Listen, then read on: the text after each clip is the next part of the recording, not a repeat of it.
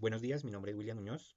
Este es el ensayo de interpretación legal y he querido iniciar con esta frase en latín que dice da himim factum dabo tibi ius, que quiere decir dame los hechos y te daré los derechos. Al interpretarlo quiere decir que el derecho debe ser aplicado según el análisis de los hechos.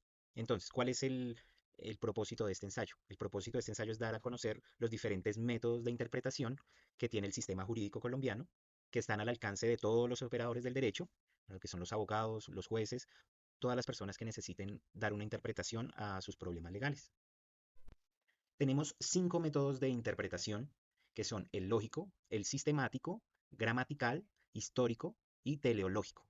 Entonces, para poder comprender estos métodos, supuse una norma, una norma de ejemplo para poder tratar de interpretarlos. Esta norma es, no deben transitar automotores por calles que su ancho sea inferior a 3 metros. Entonces, a partir de esta pequeña norma, supuesta norma, vamos a darle una pequeña interpretación con estos métodos. Entonces, en primer lugar, vamos con el gramatical. El gramatical nos dice que son las palabras del legislador, las palabras exclusivas, la exposición lingüística de la ley del legislador, quien hizo la norma. Entonces, en este caso dice que los automotores pueden transitar por esta calle únicamente, que no pueden, perdón, que no pueden transitar por esta calle, pero no dice que no puedan transitar por el andén. Entonces, gramaticalmente está estructurada en sentido de que está enfático en la calle. Los andenes no hablan nada, entonces alguien podría tomarse de esa parte para decir que los automotores sí pueden andar por un andén, que una moto o un automóvil puede pasar por ese andén.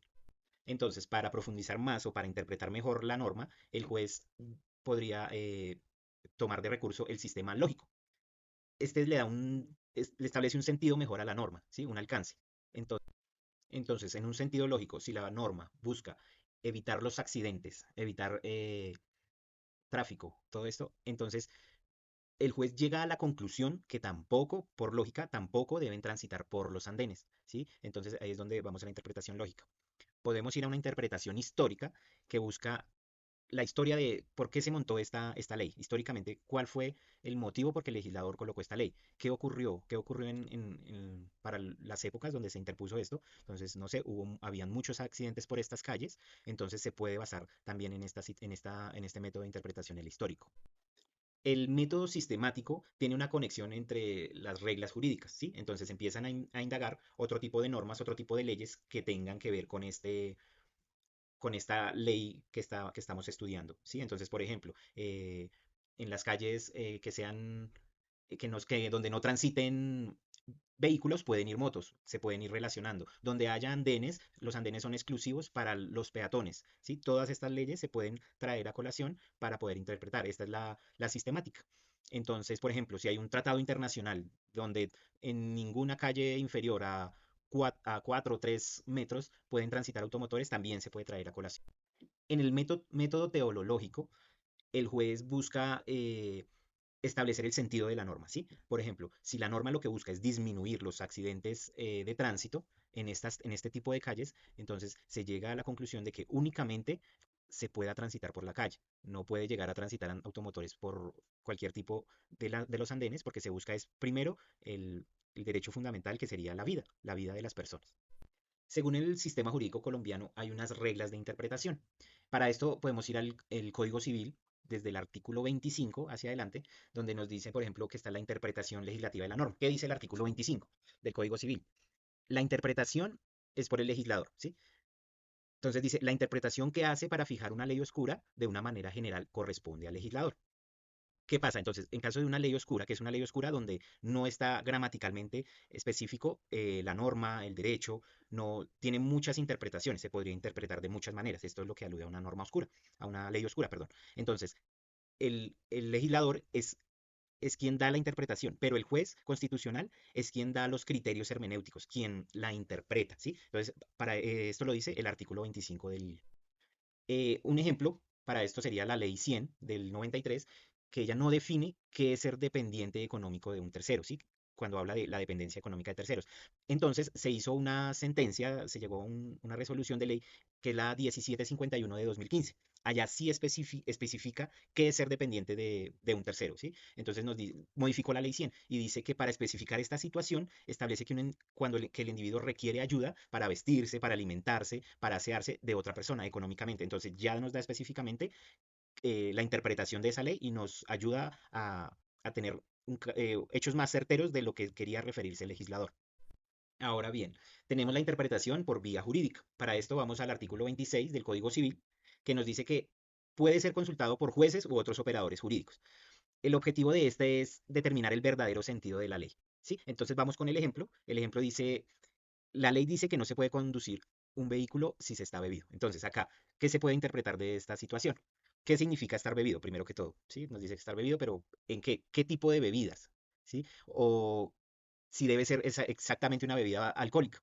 Entonces, en este caso, la interpretación doctrinal verifica casos anteriores para determinar cuántos grados de alcohol debe tener una persona para no poder manejar. Si es de verdad alcohol, porque puede ser también, no sé, café o no, qué tipo de bebida, ¿sí? Entonces, la ley se puede decir que acá es oscura porque dice que no se puede conducir el vehículo si está bebido, pero no da tipo de bebidas ni grados de alcohol ni nada de eso. Para eso recurrimos a la interpretación por vía doctrinal.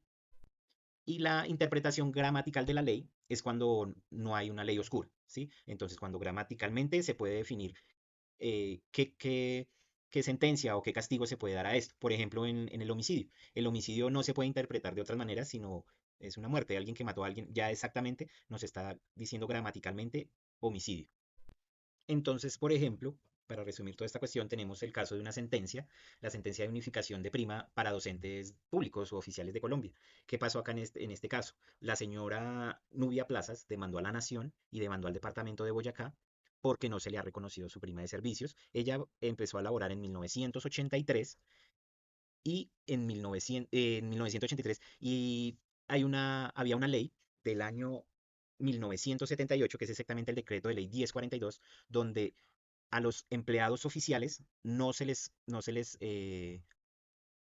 perdón, a los empleados oficiales se les garantizaba todos los beneficios como empleados del gobierno, a excepción de los maestros o docentes, donde no, para ellos por las condiciones, otro tipo de condiciones que tenían, no se les daba la prima de servicios. Entonces, ¿qué pasa? En 1989 se crea la ley 91, donde dice que se le empezará a reconocer desde 1990 esta prima a los docentes. Entonces, ¿qué pasó? Esta señora demandó que se le debían reconocer su prima porque ella hace parte de este grupo de docentes, pero ¿qué decía la ley? La ley decía que solo los docentes que se incluyeran en la nómina a partir de 1990 hacia adelante tendrían este beneficio, los anteriores no. O como ella estaba desde el 83, no le correspondía. ¿Por qué? Porque ellos tenían otro tipo de beneficios, más no el de la prima. Esto era lo que ella estaba peleando. Entonces, en esta sentencia se ven dos argumentos, uno a favor y uno en contra. El en contra fue el de la ley de 1978, donde apartan a estos docentes de este beneficio de prima, pero a favor estaba la de 1989, donde declaran que sí pueden ingresar, pero ella quedó en el limbo porque no se encuentra después de 1990 vinculada, o sea, está vinculada pero con un contrato anterior. Entonces, para el análisis de esta sentencia, se utilizaron los métodos de interpretación. Primero que todo, se utilizó el método sistemático y gramatical, donde recurrían a estas leyes anteriores y no encontraban el motivo para reconocerle estos derechos a esta señora. Se fue al método histórico, donde se buscaba cuál era el sentido de la norma del 89 del legislador, qué motivos tenía el legislador para crear esta ley. No se encontró tampoco ningún motivo. Lo que quería el legislador a partir de 1990 era incluir en esa prima de servicios a los nuevos docentes, donde le quitaba unos beneficios que tenían los anteriores docentes y ingresarlos al sistema de primas. Ya fue hasta el año 2014 que se reconoce expresamente este beneficio para los docentes. En el 2014 ya se legalizó, por decirlo así, este medio de pago de primas, pero no se le reconoció a la señora en esta sentencia lo que estaba debatiendo.